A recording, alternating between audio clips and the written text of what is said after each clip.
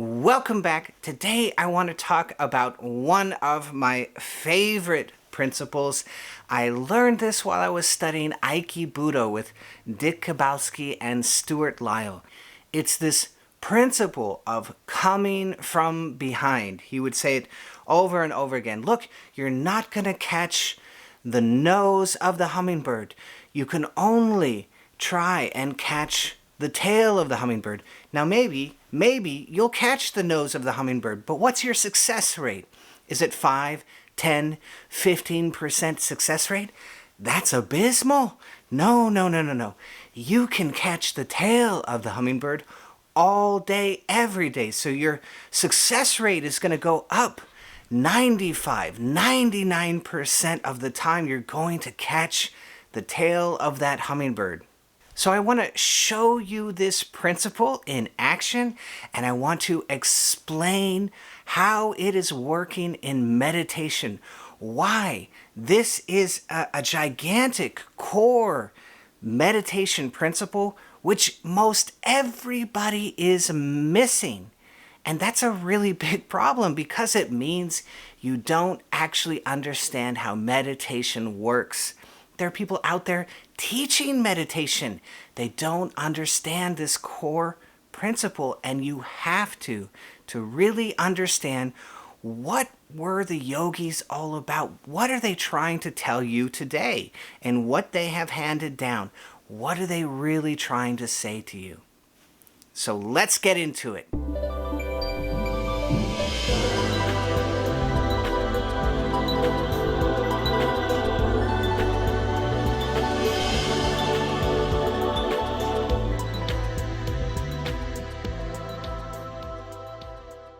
So if Chrissy punches at me, my first reaction might be, I have to try and catch this, right? That's one of our first ideas. Oh my God, I have to catch it.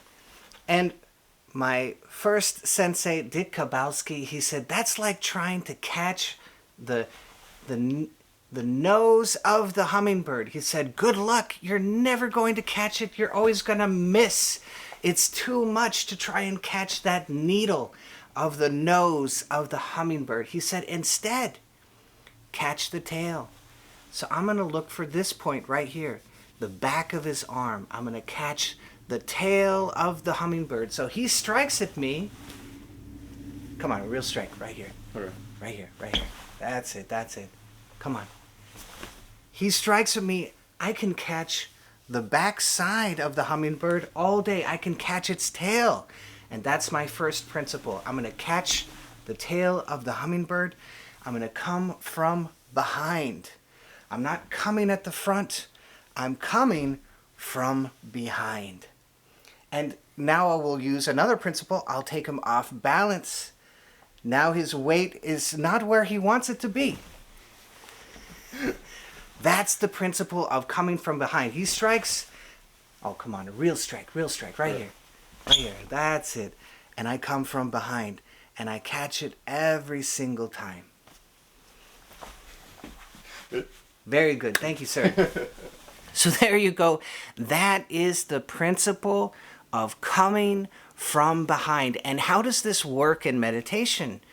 Well, you think, I'm going to grab onto my beta brainwave. I'm going to grab onto my left brain, the yakety-yak brain. I'm going to grab onto it and control it and concentrate it. And I'm going to wrestle with it until I get meditation right, and then you fail. Because the success rate is what? 5, 10, 15%. It's abysmal.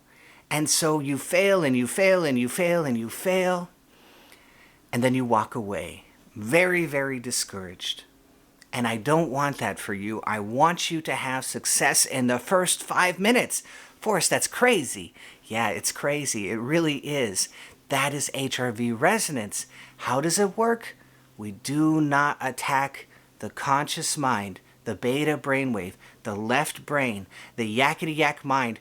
We do not attack it directly and try and wrestle with it. We come from behind, through the dorsal vagal, through creating HRV resonance with the heart. That is a sneak attack. It's all a sneak attack on your mind, on your brain waves. You cannot grasp the conscious mind directly and force it to do what you want. Why? Because that's strain. Oh, okay, so I'm in strain and I'm gonna use more strain to get out of the strain. Does this sound like a problem? It is a problem. It's not going to work. We need a sneak attack. Coming at the mind, concentrating the mind. A little concentration, yeah, that's good. That's good. A little discipline, yeah, that's good. Too much? Oh, now we're in strain. Didn't work. Oh my God. All for nothing. No, it's a sneak attack. But you gotta know. You gotta know this higher principle. You gotta know how it works. And you've got to, you barely need to know, but you gotta work how it works, right? HRV resonance. Sitting very still. Always make the out-breath longer. Look for those proofs of the parasympathetic system that it has come online. And watch your mind settle. That was it. That's the whole secret. Oh my God. 5 minutes, 99% success rate.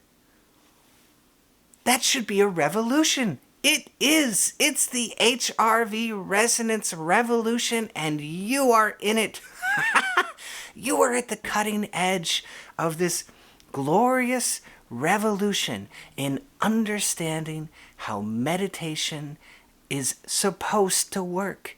It does not greet the problem directly. It is a sneak attack.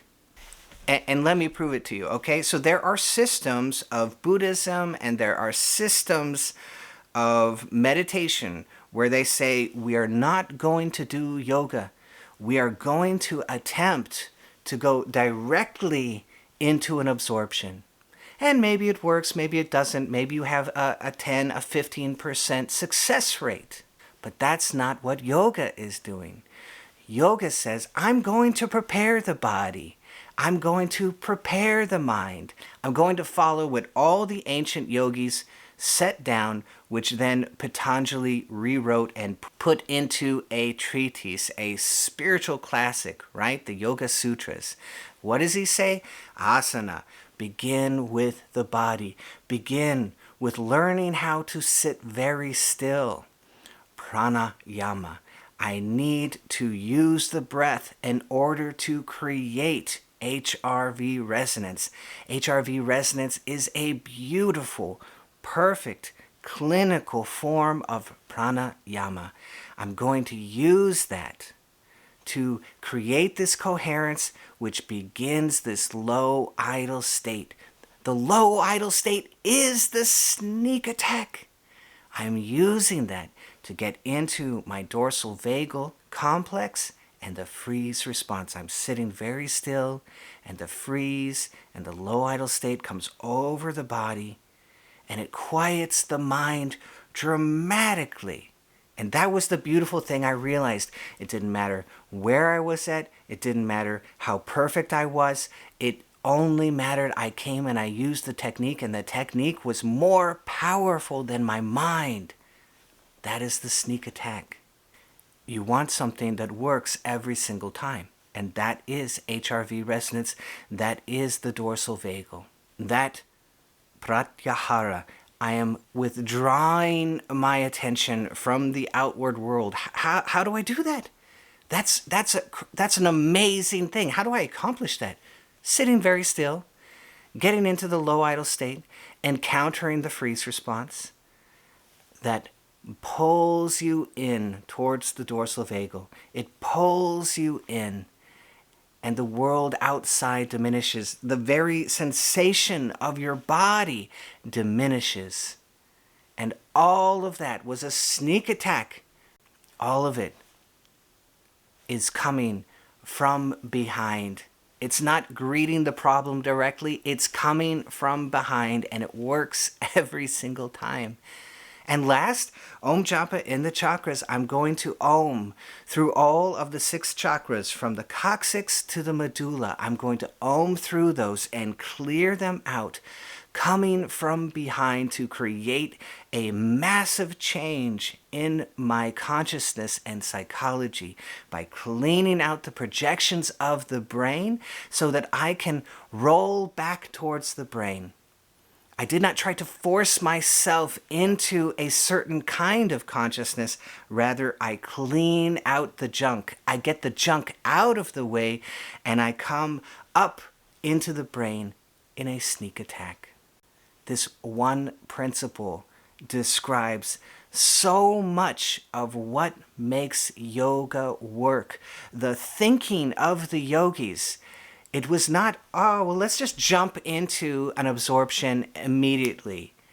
Well, yeah, when you use the yoga over and over again and you prepare the body and you prepare the mind, you may find times where you can do that. You can jump directly into an immaterial meditation, into an absorption. But it all began with the real work of getting the body out of the way. And that is yogic meditation. I'm going to do a sneak attack and get the body out of the way. How? HRV resonance, sitting very still, awakening the freeze response, Om Japa in the chakras. All of this is clearing the way so I go back into the brain easily and effortlessly, and my success rate is monstrous. Just monstrous. Compared to trying to greet the brain, greet the left brain and the conscious mind, the beta brainwave, trying to meet that directly, you're only going to get caught up in more stress. And sometimes, yeah, it might work, 5, 10, 15%. But that's not what yoga is saying. Yoga has a pathway, a progression, and the progression is coming from behind. It's a sneak attack on your consciousness, on your brain. It's beautiful, beautiful, just amazing. And I get students, and they're like, yeah, I'm encountering the tranquil breath and the freeze response, and they've been working at this for a few months, and I'm like, oh my god, oh my god, so amazing. You guys are amazing. You really are, because you're using the sneak attack correctly. It's amazing. So I hope you loved this. If you did, be sure to hit that bell down below so I can see all of you.